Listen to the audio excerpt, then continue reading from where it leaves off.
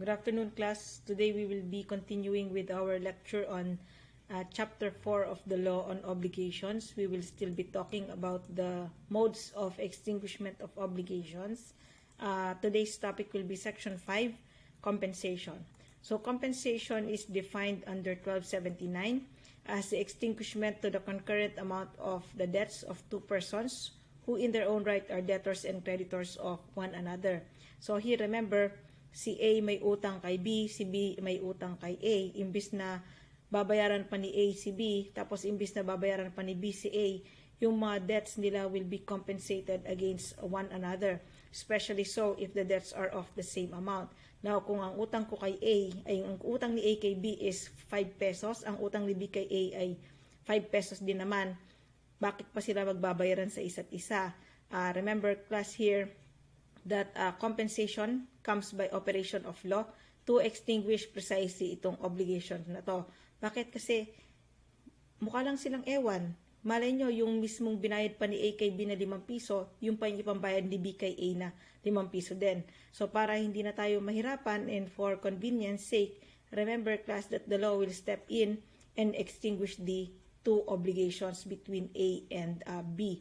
So remember, two persons here are in their own right debtors and creditors of one another. In the first obligation, A owes B 5 pesos. A is the debtor, B is the creditor. In the second obligation, B owes A 5 pesos also.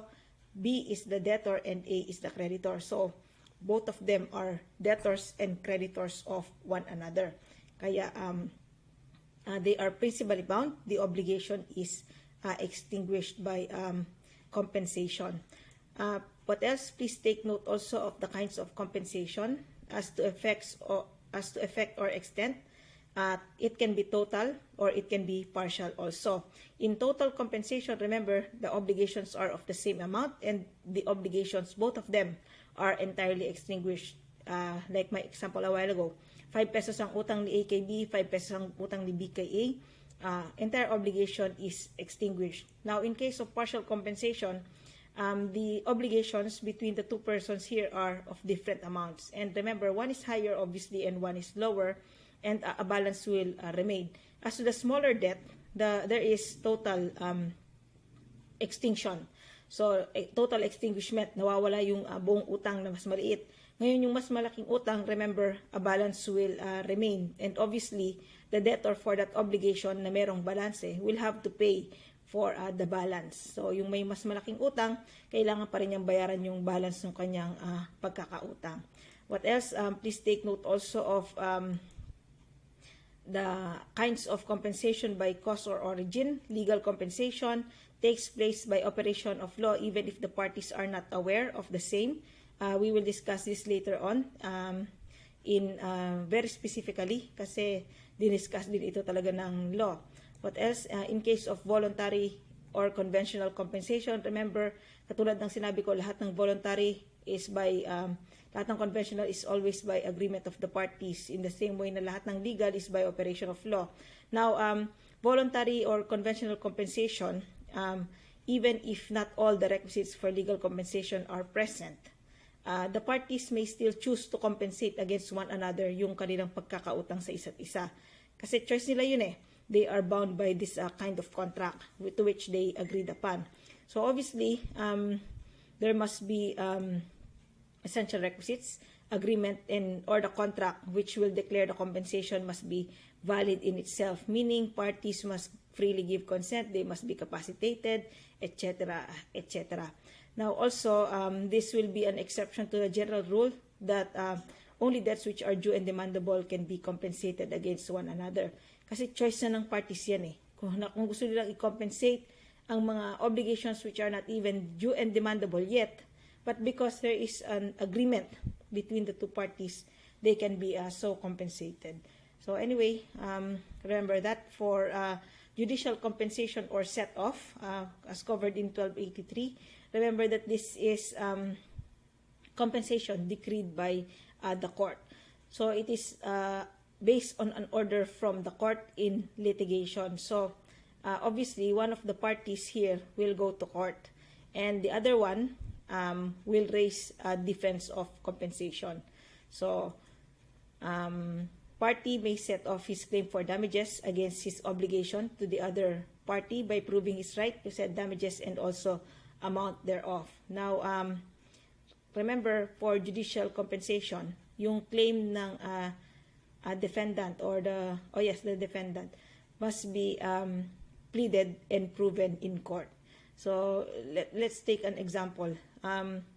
Usually, this is the example Si debtor may utang kay creditor. So, si creditor pupunta siya sa bahay ni debtor. Kasi nga, remember, place of payment, which I already discussed in section 1 of chapter 4.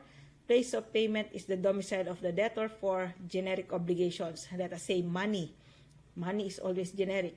So, A is indebted to, the debtor is indebted to creditor 10,000 pesos. So, itong si creditor, nagpunta sa bahay ni debtor para maningil. Now, itong si debtor, nung naningil si creditor, siya pa yung galit. Siyempre, laging ganun naman, di ba?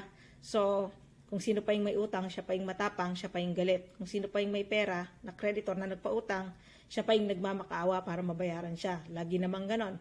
So, anyway, itong si creditor, dahil sa sobrang bastos at tapang at yabang at nitong si debtor, napikon siya. So, ang ginawa ni creditor, inagaw niya yung cellphone ni debtor at ibinato niya. So, let us say, class, the cellphone is worth also, let us say, 10,000. Yan. O sige, sabihin na natin 7,000 para magkaroon naman ng thrill. So, the cellphone is worth 7,000. May cellphone naman siguro 7,000, no? So, anyway, itong si debtor, itong si creditor, inagaw niya yung cellphone ni debtor, hinagis niya na tapo nasira. Basta, gano'n. So, anyway, itong si, the loss is through the fault of the creditor. Now, obviously, the creditor will file an action to collect yung sum of money from the debtor. So, magdedemanda si creditor para makolekta niya yung pera niya kay debtor. Now, class, remember, in the action filed by the creditor against the debtor, yung debtor, of course, the debtor would want to appear para naman i-defend yung kanyang sarili. Now, the debtor can admit yung obligation niya to the creditor. Kasi anyway, the creditor, mapapatunayan naman niya yan by a mere presentation of the promissory note. Kung wala namang, kung meron namang promissory note. So, let us say, napatunayan ni creditor that in fact, the debtor is obligated to him na merong utang si debtor kay creditor. Remember, burden of proof is na kay na kay creditor to prove that there is in fact a debt. Tinuro ko na sa inyo yun dati. So anyway, itong si debtor, once the creditor successfully proves na meron siyang utang, syempre, turn na ni debtor yan para mag-present ng kanyang evidence. Now, debtor can prove if there is payment already, which happened. Remember, burden of proof ng debtor yan, na tinuro ko na rin sa inyo dati. Now, what if no payment has been made? But, of course, remember, yung debtor may claim for damages. Imagine that, ha? Ano ang i-claim niya for damages? Samantalang siya yung may utang. Remember, class, the debtor can claim damages for the cellphone na sinira ni creditor. So, itong si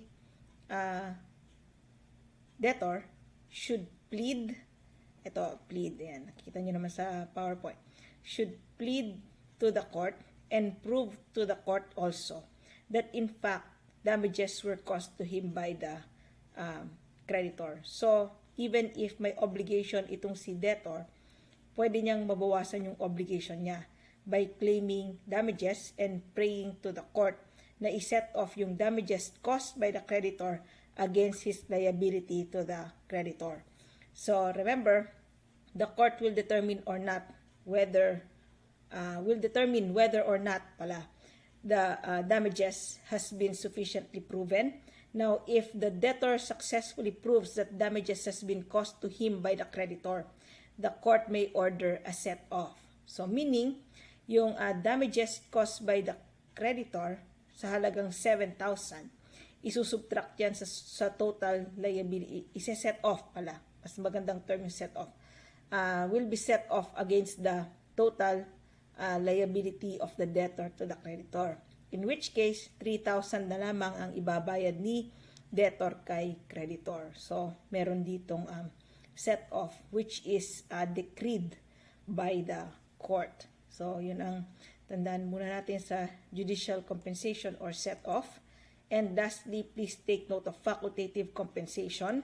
Here, one of the parties may claim or oppose compensation. So, only one, not both of them.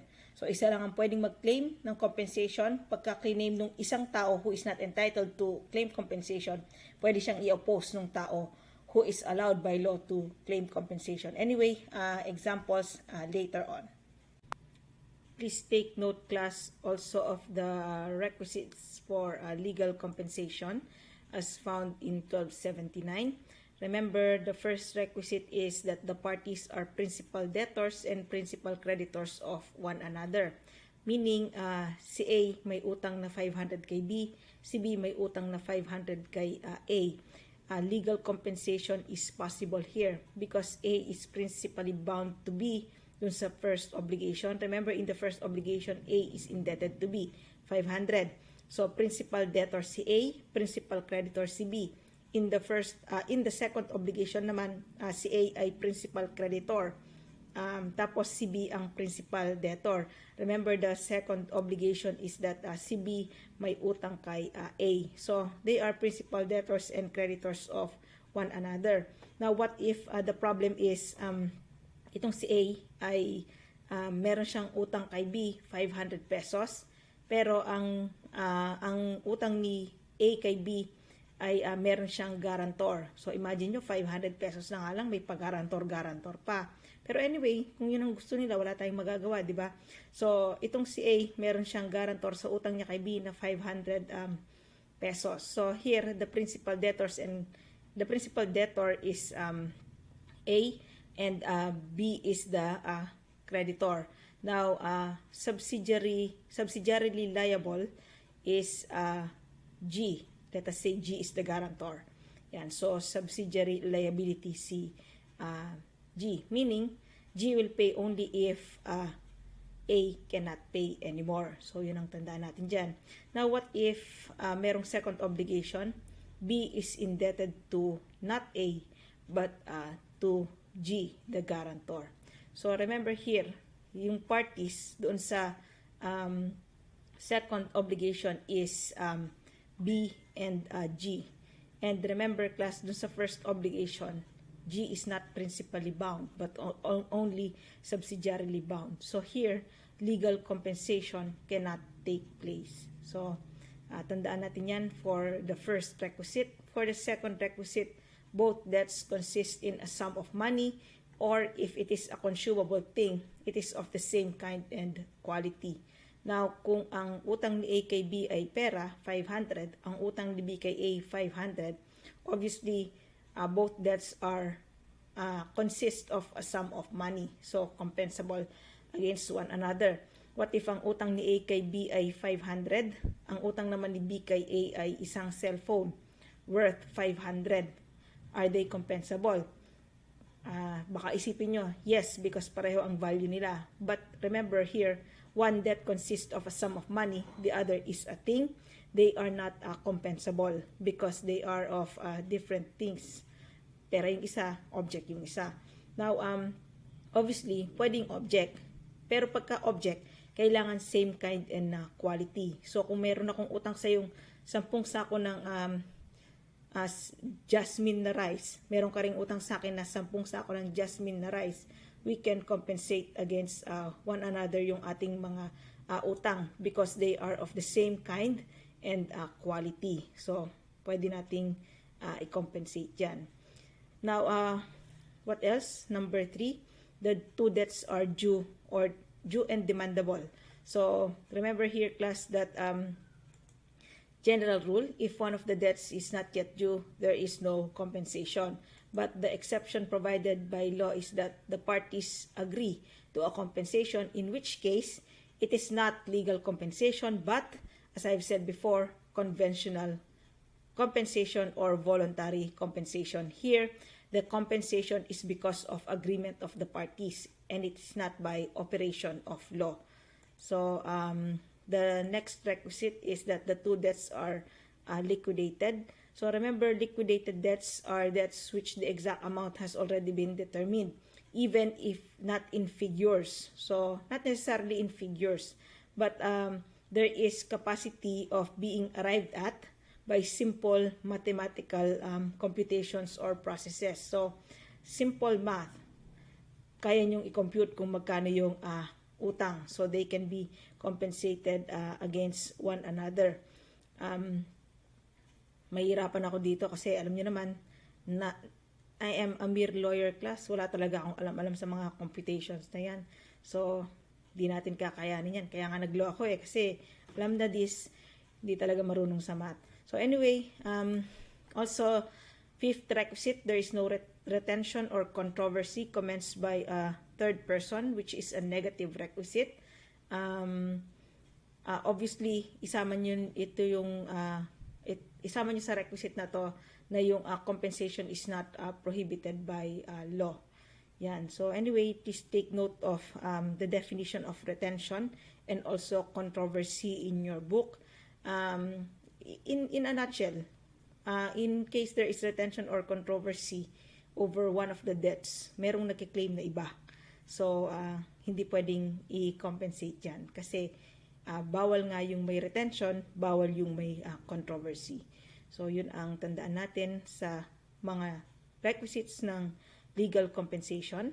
1286 is, it talks about legal compensation where debts are payable at different places. So, pwede naman yan. So, this will apply to obviously legal compensation. So, there is compensation by operation of law even if the debts are payable at different places. But, there is an indemnity, babayaran nung party who claims compensation yung expenses of exchange or transportation to the place of payment. So, yung indemnity contemplated here, katulad nga ng sinabi ko kanina, will refer to expenses of monetary exchange in case of money debts and also expenses of transportation in case of things to be delivered. So, the indemnity, sabi ko nga sa inyo, will be shouldered by the person who raises the defense of compensation. The example in your book, again, on point. A owes B $1,000 payable in New York. B owes A 45,000 pesos, equivalent amount of $1,000 payable in Manila. So here, the debts are payable in different places. Now, remember, whoever will claim yung compensation, whoever of the parties, A or B, will claim compensation, they must pay the exchange rate of currency. So, baka kasi may difference pagdating sa exchange rate, no? So, ang magbabayad nun, or bayad mismo sa exchange, ang magbabayad nun is the person who will claim the compensation. Also, another example in your book, again, on point, di na ako magpapakahirap kasi kung madali nang namang intindihin yung example at saka kung yun na talaga yun. A obliged himself to deliver to B 500 sacks of rice in Davao, while B also obliged himself to deliver to A 100 sacks of rice of the same kind in Bulacan. So, if the expenses for transportation of the rice to Davao is 4,000, let us say yung both sacks of rice will come from Manila. Tapos, itong si A will deliver to Davao, B will deliver to Bulacan. Siyempre, mas malapit yung Bulacan. So, ang expenses for transportation of rice there is, let us say, 1,000 pesos. And if the rice will be transported by A to Davao, remember, if the fare for that, the expense for that is 4,000. If A will claim compensation, tandaan nyo, he must indemnify B the amount of 3,000 for expenses of transportation of rice to Davao. Kasi nga, imbis na babayaran ni A yung buong 4,000 para ma-transport niya yung rice papunta ng Davao, remember, class, na hindi na niya babayaran yung buong 4,000. But, kailangan lang niyang bayaran is 1,000 na lamang, ay 3,000 na lamang yung difference between transportation expenses. So anyway, yun ang tandaan natin dyan. Please take note, class, of the definition of foreign exchange and also exchange rate. Sa book nyo na naman yan. What else, class?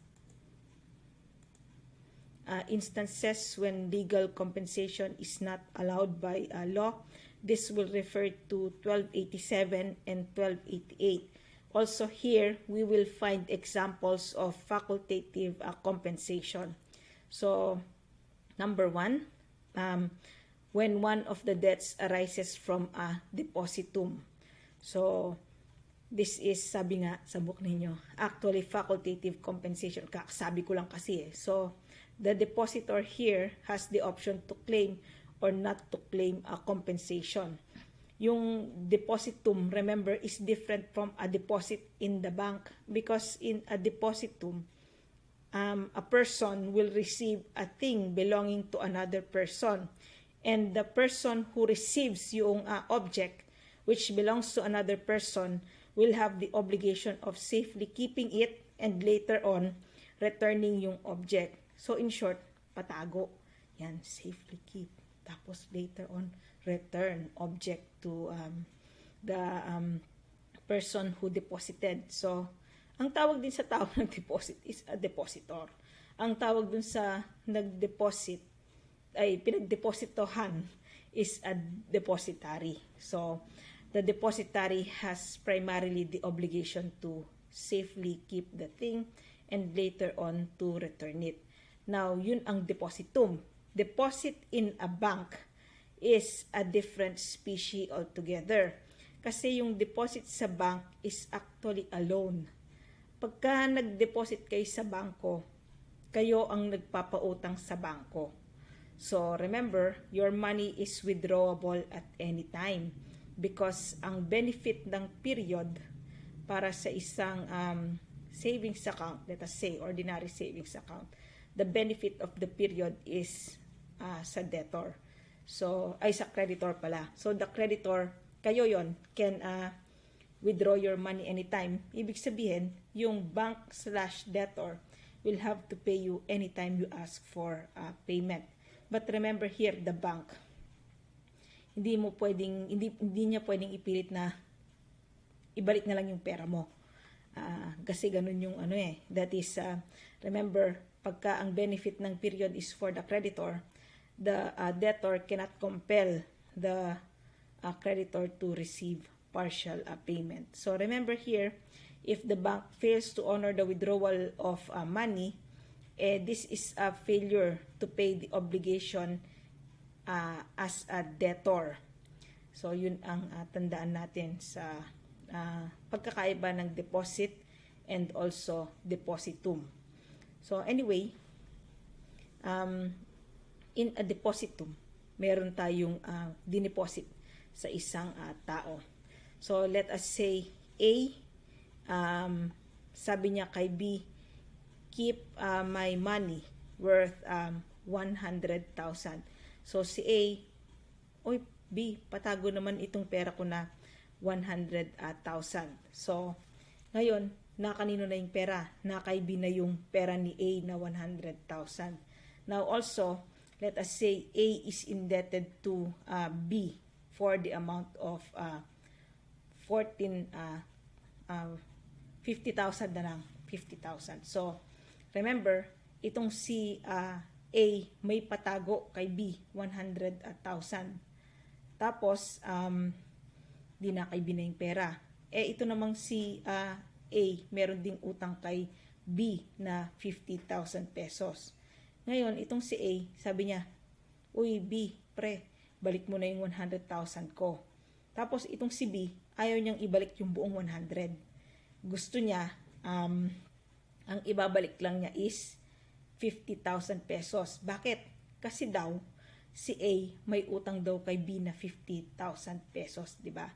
So, ang gusto ni B is compensation. But can there be compensation here? Hindi pwede, class. Because remember, the obligation of B to return the money to A is based on a depositum. pinatago lang ni A kay B yung pera. So, obligasyon ng isang depositary, which is B in this case, is to safely keep the money and then return it later on to the depositor, A. Now, the obligation of A to B, yung utang ni A kay B, is, utang nga, sinabi ko na, is from a contract of a loan. So, ang obligasyon ni A is to pay his debt to B. So, magkaiba ang source of obligation. So, they cannot be compensated against one another. But, si B, kung pipilit ni B, hindi pwede. But because this is a facultative compensation, remember class that if A agrees or A claims compensation, pwede. Now, if it is A who claims, pwede yan. Because here, A may choose to claim compensation or oppose compensation. Pwede naman kasing sabihin A, o sige, wag mo nang ibalik yung 50 kasi may utang nga naman ako sa'yo na 50,000. So, ibalik mo na lang sa akin is yung 50. Okay na yun, pre. So, pwede yun. A here has a right whether to choose or oppose compensation. Decision ni A yan, being the depositary. But kung si B ang mamimilit, remember the sources of obligations here are different. So, they cannot be compensated against one another. Now, kung si A, ayaw talaga niya, hindi siya pumayag dahil facultative ito, A may oppose. Kailangan pa rin ibalik ni B yung kanyang buong pinatago na 100. Anyway, si B pwede naman siyang maningil kay A eh. So, walang problema. So, yun ang tandaan natin sa depositum. So, here, remember, the depositor can claim legal compensation, but not the depositary. So, the depositor, if he wants to collect, the depositary, if he wants to collect, sa example natin, si B yung depositary, must file a claim for a collection of money. So, what else? Number 2, when one of the debts arises from accommodatum, remember, pinag-aralan natin yung medyo kapitbahay, hindi, medyo kamag-anak na concept nito. Ay, nagalaw ko yung. So, I hope class that okay na yung audio. Nagpalit na ako ng headset because I have received several complaints regarding audio. Hina daw. Alam ko, I'm aware, kasi bago ko ina-upload dyan, pinapakinggan ko naman. I try to edit as much as I can, but wala talaga akong time to edit ng matino. And besides, I don't have the skills for that. Attorney lang ako, class. Yun lang ang alam kong gawin. Di ko pa masyadong alam gawin yun. Mas gusto kong maging teacher. Alam nyo naman talaga. Alam nyo namang lahat yan. Lahat ng estudyante ko, alam nila yan. So anyway, what else? I hope this is better audio for you. Ang dami talagang complaints. Nakakatawa. So, sorry na. Huwag na kayong magalit. So anyway, pinag-aralan natin yung kanyang kamag-anak concept, which is mutuum. Simple loan or mutuum is utang. Yan. So, borrowing of money. Yan. And remember, money or thing, consumable thing, na kailangan mong ibalik yung pera or same kind or quality of the thing that you borrowed. Now, in commodatum, remember, it is a gratuitous contract.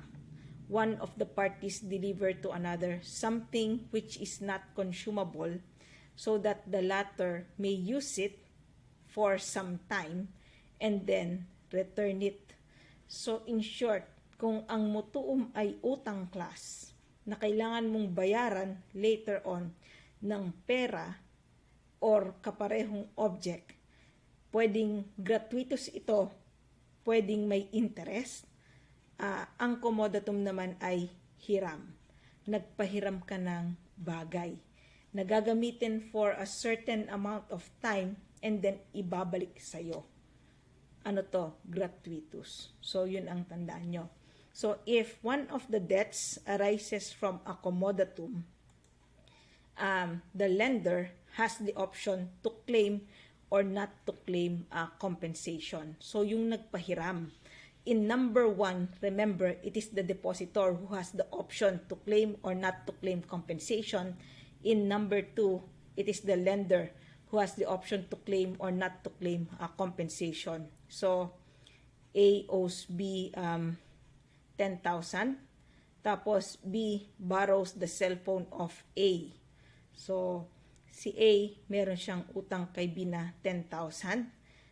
Si B naman, hiniram niya yung singsing ni A. Tapos, nung si A, kinukuha na niya yung, let us say, yung singsing ay worth 10,000 na rin. Sige, 10,000. So, itong si A, kinukuha na niya yung singsing niya kay B. Kasi si B nga, di ba, hiniram niya yung singsing ni A. So, yung singsing na kay B na. At the same time, si A, may utang din siya kay B. Itong si B, ayaw na niyang ibalik yung singsing. Bakit daw ayaw ibalik ni B kay A? Kasi kaya ayaw kong ibalik yung singsing mo kasi may utang ka rin sa akin na 10,000. Remember? Yung singsing mo halagang 10,000 din. So, hindi ko na babalik ito. So, here, B, the borrower, tries to claim compensation. B is incorrect. So, B here cannot claim compensation. Kasi nga, again, the sources of obligations are different. Yung obligation ni A kay B na magbayad ng 10,000 arises from a simple loan or mutuum. Yun namang obligation ni B na ibalik yung singsing ni A arises from a comodatum. So, here, class, B, the borrower, cannot claim compensation. But A, the lender, yung nagpahiram ng cellphone, yan, pwede niyang i-claim ang compensation because this is facultative. Si A, oy, pre, balik mo na yung singsing ko. Sabi ni B, pre, may utang ka sa akin 10,000, ayoko nang ibalik yung singsing mo para quits na. Pagka si A, sige, okay na. O edi, may compensation. Depende to kay A, who is the lender. Now, itong si A, if A does not want, ay hindi, akin na yung singsing ko. O di kailangan ibalik ni B. But remember again, B can file an action to collect yung debt ni A na 10,000 pesos. So, for collection of money. What else? One of the debts arises from a claim for support due by gratuitous title. So, here, what you have to remember is that support and in arrears may be compensated but not future support. So, what is support, class? So, support will comprise everything that is indispensable or kailangan for sustenance, dwelling, clothing, medical attendance, education, and transportation in keeping with the financial capacity of the family. So, that is the definition of support according to the family code. Now, remember, in case of support in arrears, ito ay pwedeng i-compensate. Yung support in arrears, meaning ito yung support na hindi naibigay noon. So, future support cannot be compensated by the parties. So, let us say, class, ang tatay ninyo, tapos, syempre may tatay kayo, and kayo ay, let us say, minor kayo. So, anyway, minor kayo. So, dapat yung tatay nyo ang magbibigay ng support sa inyo. Kasi nga, hindi nyo naman kaya dahil kayo ay minor nga. So, let us say, class, nangutang kayo sa tatay nyo. Pwede naman, di ba? Pwede kayong mangutang sa tatay nyo. Let us say, nangutang kayo sa tatay nyo ng 200 pesos. 2,000 na lang para mas realistic. Hindi naman kayo mangutang ng 200, kayo pa ba? So, anyway, 2,000 pesos. Nangutang kayo sa tatay ninyo. Tapos, later on, kung tatay ninyo, sinasabi niya na, hindi na kita bibigyan ng baon na kasi meron kang utang sa akin na 2,000 pesos. Pwede bang sabihin ng tatay niyo yun na hindi na lang niya kayo bibigyan ng baon? Remember, that pertains to future support. Kasi hindi pa naman niya binibigay eh. So, hindi ka na niya bibigyan ng baon. So, it pertains to future support. Remember, this cannot be compensated because, number one, the source of obligation is different. yung bata, ang obligasyon niya sa tatay is from a contract of loan. Siyempre kayo sasabihin nyo, ma'am sir, bakit po minor tapos mapasok sa contract of loan? Remember, ang contract of loan between a minor and a person of legal age is actually a voidable contract, meaning valid until it is annulled. It will produce legal effects until such time na pina-annul yung contract na yan. So anyway, itong support naman na obligation of the father to support the child is obviously an obligation provided by law from the family code. So yun ang number one reason. They come from different sources of obligation. And number two, yung support is essential to the life of the recipient or yung minor. So hindi pwedeng wag na lang ibigay yan ng basta-basta dahil nga naman may utang yung minor dun sa kanyang tatay. So yun ang tandaan natin. So although yung support in arrears, yung mga support na nakaraan na hindi naman na nabigay, meaning the minor has successfully survived without yung support na yun na hindi naman ibinigay noon, this may be successfully compensated against dun sa utang ng minor. So let us say noon may hindi binigay na support yung tatay niya, halagang 2,000 din, pwedeng offset yun.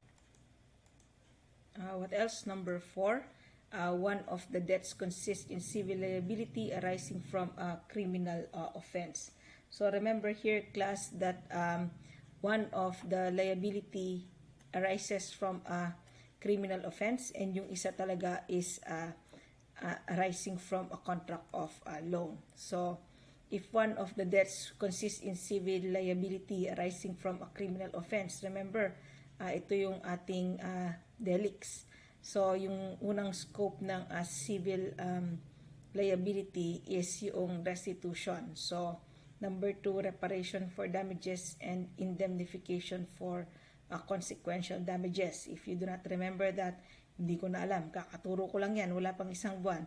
So remember, class, that this will be another case of facultative compensation on the part of the victim. Only victim can claim yung compensation. The criminal cannot claim compensation, but the victim may claim the same. So anyway, an example of facultative compensation in number 4 is si debtor, let us say si debtor meron siyang utang na 10,000 kay creditor. In the meantime also, creditor steals from debtor a cell phone worth also 10,000. So remember here, class, that if creditor is adjudged liable, meaning guilty of the criminal offense, the creditor must return yung cell phone to the debtor. Kasi nga, ang unang scope ng civil liability is restitution. Now, ito bang creditor, pwede ba niyang sabihin, creditor / criminal, pwede ba niyang sabihin na, ay, di ko na lang babalik yung cellphone mo. Kasi remember, may utang ka sa akin na 10,000, hindi niya pwedeng sabihin yun, class. Here, the criminal cannot claim compensation because number 1, the sources of obligation are different. So, pangit din kasi na precedent yan, class, na pagkain na lang natin yan. So, every time na meron tayong utang kung kanino man, nanakawan na lang tayo ng creditor natin para masettle na lang yung obligation. Hindi pwede yung ganon. So, for those reasons, compensation will not be allowed. Now, also, since this is facultative compensation, remember, class, that itong si victim / debtor, pwede niyang i-claim yung compensation. Sige, wag mo nang ibalik yung cellphone na ninakaw mo. Kasi total nga naman, tama ka naman, may utang naman ako sa'yo na 10,000. So, equates na lang natin yan. Pwede. But remember also that if the debtor / victim opposes compensation, right niya yun. So, creditor has to return yung cellphone, but remember, creditor will have a right of action to collect yung debt of the debtor. So, pareho lang. So yun ang tandaan natin in cases where legal compensation is not allowed as a general rule, subject to exceptions because this is a facultative compensation. So what else? Other rules in compensation. Compensation will benefit the guarantor. Exception to the general rule. Even if the guarantor is subsidiarily liable, like I have said a while ago, pwede siyang mag-set up ng compensation because extinguishment of the principal obligation carries with it also the extinguishment of accessory obligations such as a guarantee. So yung guarantee ay yung compensation can be claimed only by the guarantor if the guarantor is being made liable already for the debt. So let us say class A may utang kay B 100,000 pesos, tapos meron siyang guarantor G. Si B naman may utang kay A, let us say 80,000 pesos yung utang ni B kay A. So here, remember, there is a partial compensation. If A cannot pay B yung kanyang utang na 100,000 pesos, remember may guarantor yon. So anong gagawin ni B? Sisingilin niya si guarantor.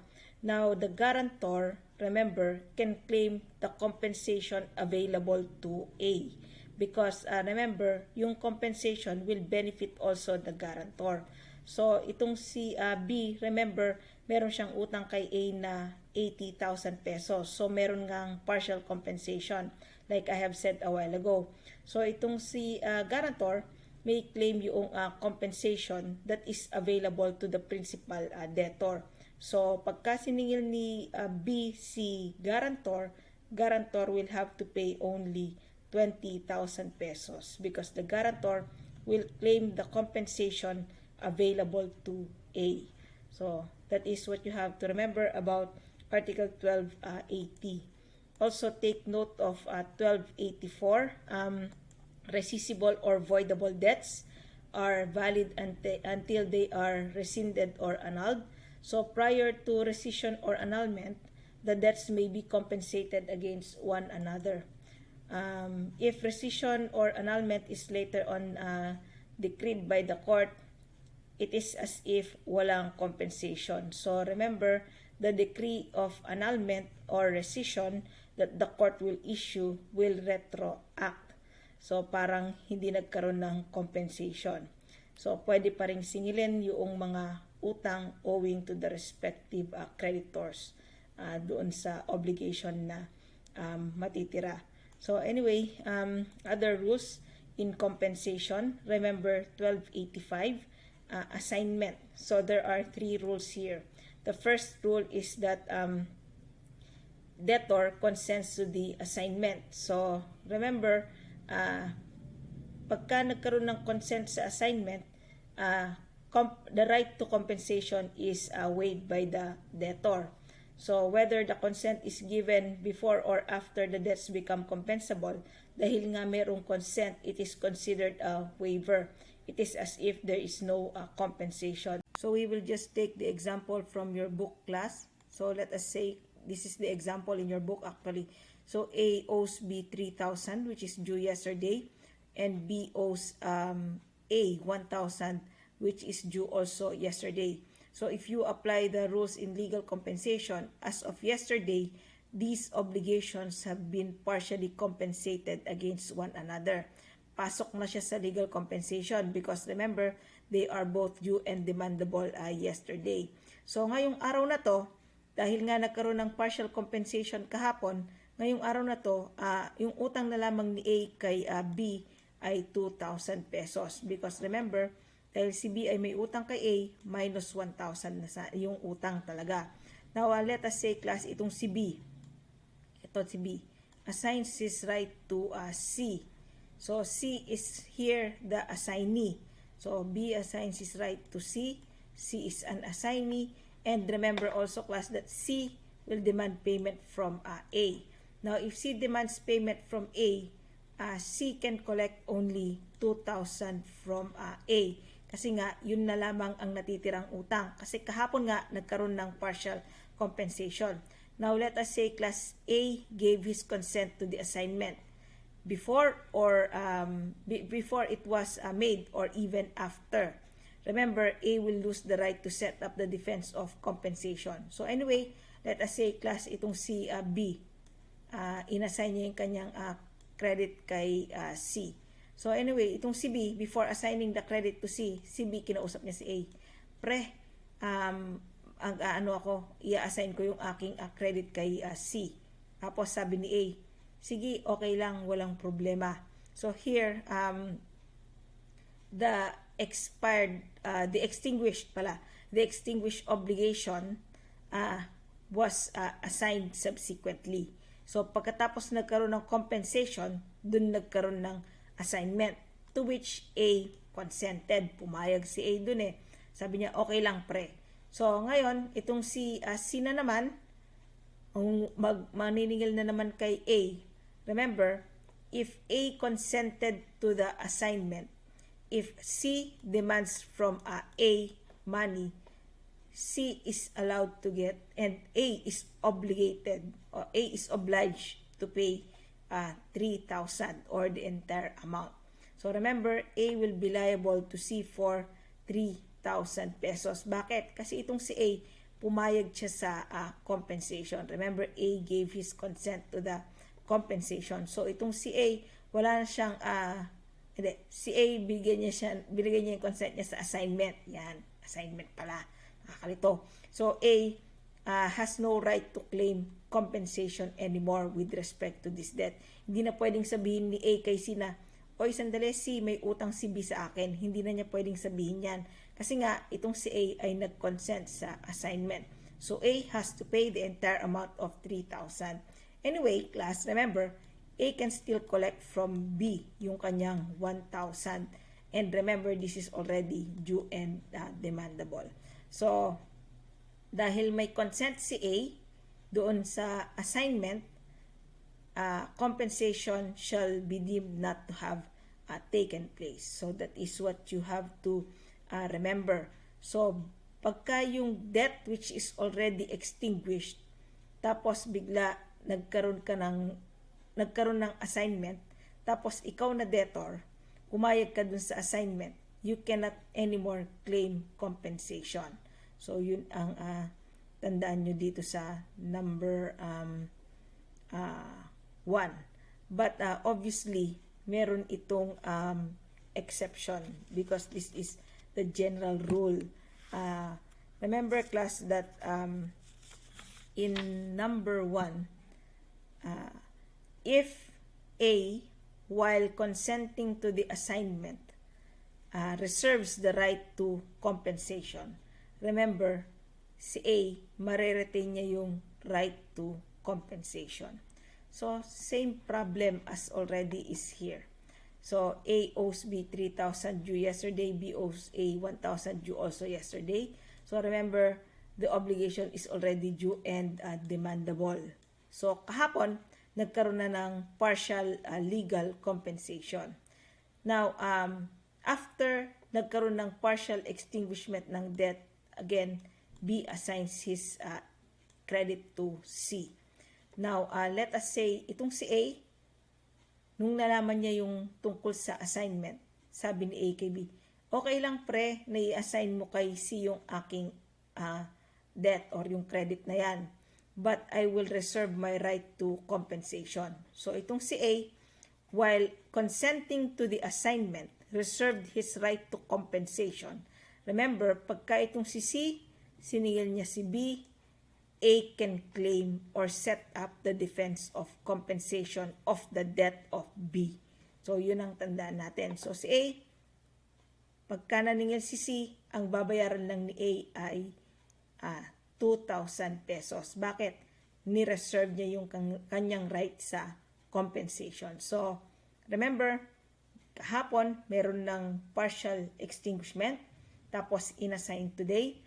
Pagka-assign today, pumayag si A dun sa assignment, but A reserved his right to compensation. So, remember here that pagka siningil ni C si A, ay ano ba yan? decay. So anyway, pagka siningil ni CCA, remember that because of the reservation, kumbaga, sige, i-assign mo kay C, pero itong si A, pagka sinisingil na siya ni C, oy, may utang si B sa akin. Sinabi ko na sa kanya yon, nireserve ko yung right ko dun sa compensation of that debt. So remember, in that case, A will be liable only for 2,000 pesos. Now, another example in your book, same concept actually. So, here, class, remember, A owes B 3,000 due on November 15. B owes A 1,000 due also on November 15. So, on November 1, here, remember, class, assignment, tapos, nagkaroon ng compensation. So, assignment first before compensation. So, yun ang nangyari dito. So, anyway, B assigned his right to C on November 1. So, before the debts are already due and demandable, and before they become compensable against one another, si B, inassign niya na kaagad yung right niya kay C. So, ito. Tapos, November 1 yun. So, but remember here that the assignment was made with the consent of A. So, remember, on November 15, pagka si C, siningil na niya si A cannot set up against C, the assignee, the compensation which would pertain to him against B, the assignor. Remember, class, dahil si A ay pumayag na naman sa assignment, A is liable to C for 3,000 pesos.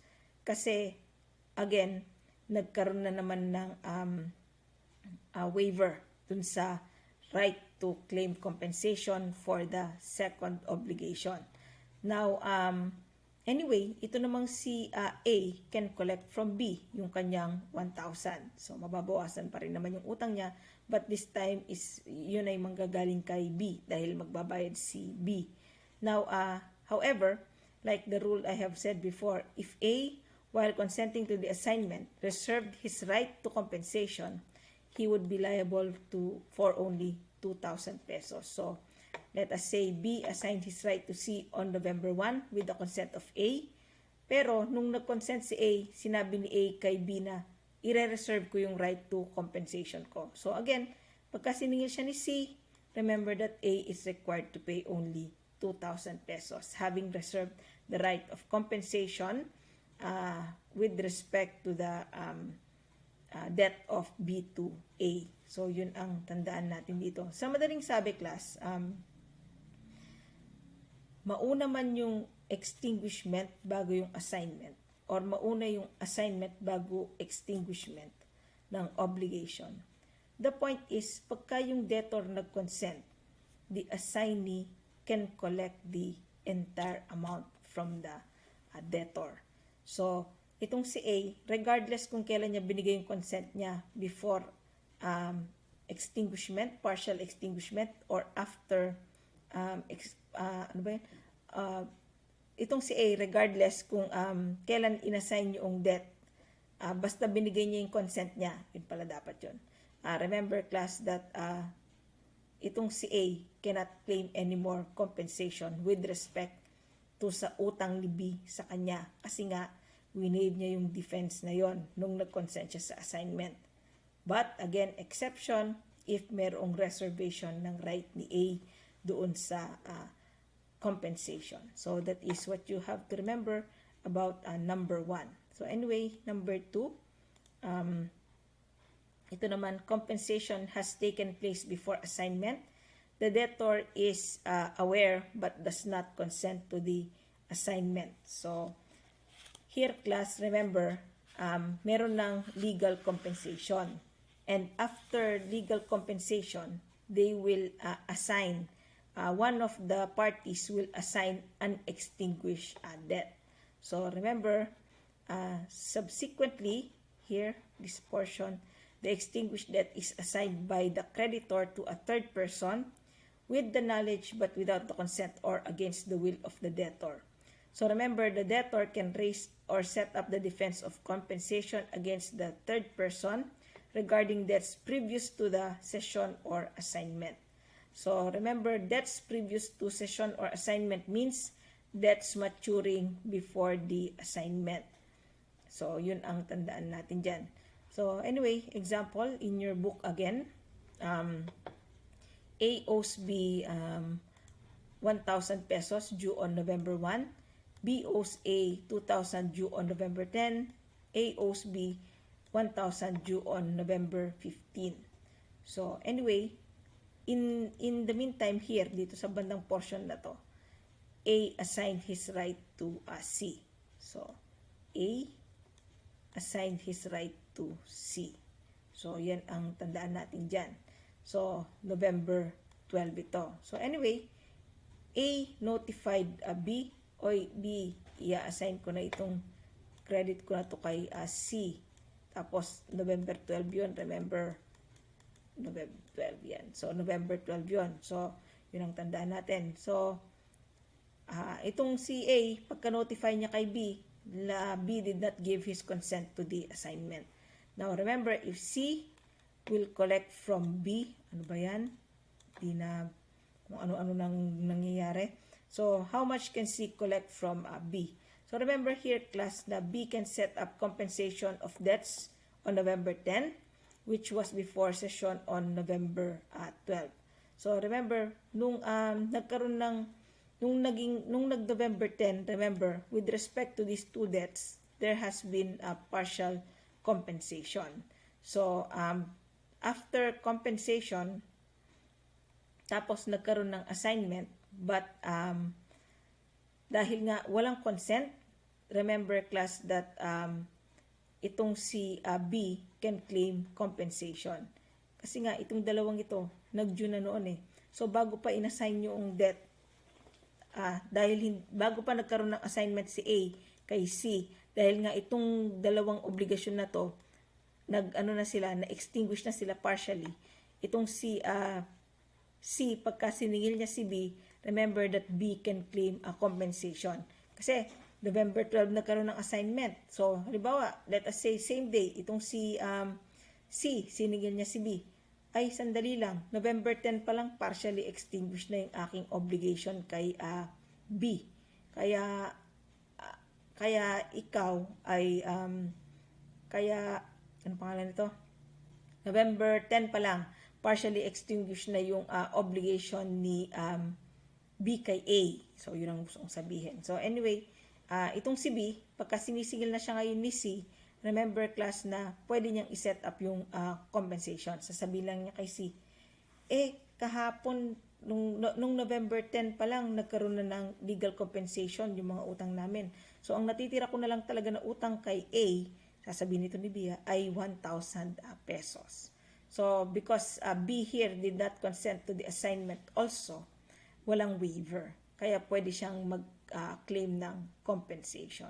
So, here, compensation is up to 1,000 pesos. Yung assignment is valid only up to 1,000. So, for the debt becoming due on November 15, remember, B cannot raise the defense of compensation. So, yun ang tandaan natin. A will be, come November 15, A will be liable for his debt of 1,000 to B. So, that is what we have to remember about the second kind. What else? Second rule pala. When compensation has taken place before assignment and debtor has no knowledge of the assignment. So, in the third rule, remember class that assignment here is made without the knowledge of the debtor. So, for all debts that have matured prior to his knowledge, basta lahat ng nag-mature bago niya malaman na may assignment, he can claim compensation. So, it does not matter whether the debts matured before or after the assignment. Basta hindi niya alam, the debtor can claim a compensation. Crucial time here is, remember, knowledge of the assignment, not the time of the assignment itself. So in your book, it refers to a preceding example, but with the qualification that the assignment was made without the knowledge of B, who learned only of the assignment after the 3 debts have already become due and demandable. So here, remember, B can set up compensation of credits before and after the assignment. Walang problema yon. Before or after the assignment, nagkaroon ng nag-mature yung mga debt, it doesn't matter. Crucial time is when B acquired knowledge of the assignment and not the date of the assignment. So if B will learn of the assignment after all the debts have already matured, of course he can raise the defense of compensation. Anyway, let's go back to previous example. So A owes B 1,000 November 1, B owes A 2,000 November 10, A owes B 1,000 November 15. So same facts. So let us say C assigned his right to C on November 12. So A assigned his right to C on November 12, and then here itong si B is not aware, but B learns only of the assignment on November 16. So nag-due na lahat itong mga to. So remember here, class, dahil si B has no knowledge of the assignment, pagka November 16 or even afterwards, remember, A assigned his credit to C. So itong si C, maniningil na siya ngayon kay B. Kahit na anong time pa maningil si C kay B, remember, class, that B can always claim yung defense ng compensation. Kasi nung time na yon, hindi niya alam na mayroong assignment. So nalaman lang niya kailan, November 16. Lahat ng obligations naging due and demandable na. So actually, nagkaroon na ng legal compensation. Now, kung i-compute mo to, wala na talagang utang si A kay B. So itong si B, wala na ring utang kay A kasi nga nagkaroon na ng total compensation in this case. So remember, class, here that if C demands payment from B, B can claim a compensation of the debts here and as against these 2 debts. So yun ang tandaan natin for compensation and assignment.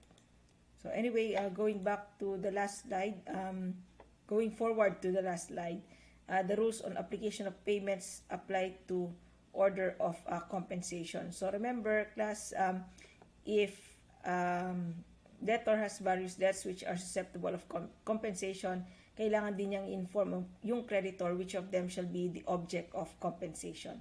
So if, again, debtor does not make an application, compensation will be applied to the most onerous obligation. So anyway, that's it for compensation. Remember, class, that special emphasis is given to payment, which is why yung loss, remission, and merger, I leave it to you to study. Compensation in passing na lamang, and also novation in passing na lamang, because emphasis is given by at least based on the syllabus to payment only and the special forms of payment. Anyway, please stand by for novation. Thank you, class, and good afternoon.